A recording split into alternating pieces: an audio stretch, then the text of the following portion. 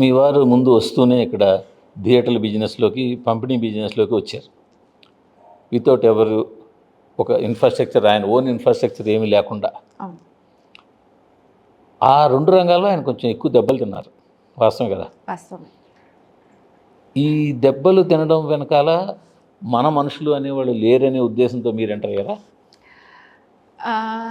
కాదండి. దెబ్బలు తినడం వెనకాల అవి దెబ్బలు తినడానికి అప్పుడున్న సామాజిక రాజకీయ పరిస్థితులు కూడా ఒక కారణం. దేనికి? దానివల్ల ఏమైంది? మేమేం చేసాము, పవన్ కళ్యాణ్ గారి మూవీ చేసాము, రేట్లు అస్సలు ఇవ్వాల. దానివల్ల యాక్చువల్గా అంతకుముందు ఆ రేట్ల ప్రకారం చేసిన సినిమాలు కూడా చాలా హ్యూజ్ సక్సెస్ అయ్యి ప్రాఫిట్స్ వచ్చాయి. ఏం చేశారు పవన్ కళ్యాణ్ గారు మీరు? బ్రోకి ముందు వచ్చిన మూవీ ఏంటండి, నేను మర్చిపోయాను, సారీ. నాకు భీమ్లా నాయక్ చేసాము. పేర్లు గుర్తుకు లేవు. భీమ్లా నాయక్ చేసాము. భీమ్లా నాయక్ ఎక్కడ ఏరియా చేశారు? వైజాగ్ చేసాము. వైజాగ్, గుంటూరు కూడా చేసాము, వైజాగ్ చేసాము. So but the producers are very supportive for us. మేము చేసాము. మేము అప్పుడు ఆ గవర్నమెంట్ అంత ప్రెషరైజ్ చేసి ఉండకపోతే ఆ మూవీకి డెఫినెట్గా as a producer, as a distributor I would say మంచి కలెక్షన్స్ వచ్చేవి మాకు. అది దానివల్ల దెబ్బ పడింది. అది సామాజిక రాజకీయాన్ని ఎలా అనగలరు? మీరు కూడా రెడ్లే కదా, అంటే మీరు అన్నారు కాబట్టి అంటున్నాను. సామాజిక అన్న పదం వాడారు కాబట్టి. రెడ్డి అయినంత మాత్రాన వ్యాపారమే కదండి. ఇప్పుడు అక్కడ ఆ రోజు జరిగింది పవన్ కళ్యాణ్ గారి సినిమాకి రేట్ ఇవ్వకపోవడం. అప్పుడు మీరు ట్రై చేయలేదా? మేమే డిస్ట్రిబ్యూషన్, ఇది దీనివల్ల నష్టపోయేది మేము. నేను ఒక్కదాన్నే కదండి అందులో. అండ్ ఇప్పుడు తెలుగు స్టేట్స్లో అన్ని, ఇప్పుడు తెలుగు మీకు తెలుసు, ఏపీలో 6 రీజియన్స్. 6 రీజియన్స్లో నాది ఒక్క రీజియనే. 2 రీజియన్, గుంటూరు వైజాగ్ 2 రీజియన్స్. ఎట్లా చూసుకున్నా కూడా ఇప్పుడు అక్కడ నేను చాలా చిన్న జీవిని, నాకు అప్పటికి ఇంకా పేరు రాలేదు. ఏదో పైసలు ఉన్నాయని పెడుతున్నామని అనుకున్నారు.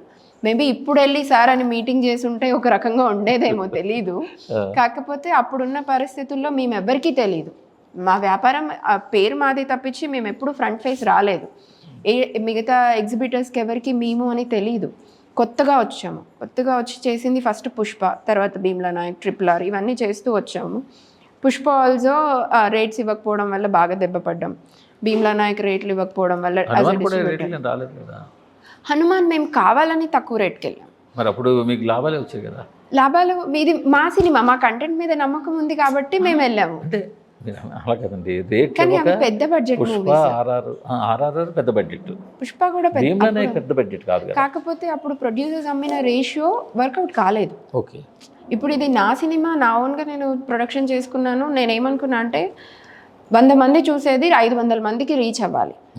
ఆ 100 మందితో ఆగకూడదు. రేట్లు పెంచడం వల్ల నాకు 100 మంది దగ్గర ఆగిపోతే, కానీ అది ప్రొడ్యూసర్ డెసిషన్ కదా. నాకు ఇప్పుడు 6 డివిజన్స్ ఉన్నాయి. వాళ్ళు ఈ వ్యాపారం చేయాలని ఒక నెంబర్ చెప్పారు.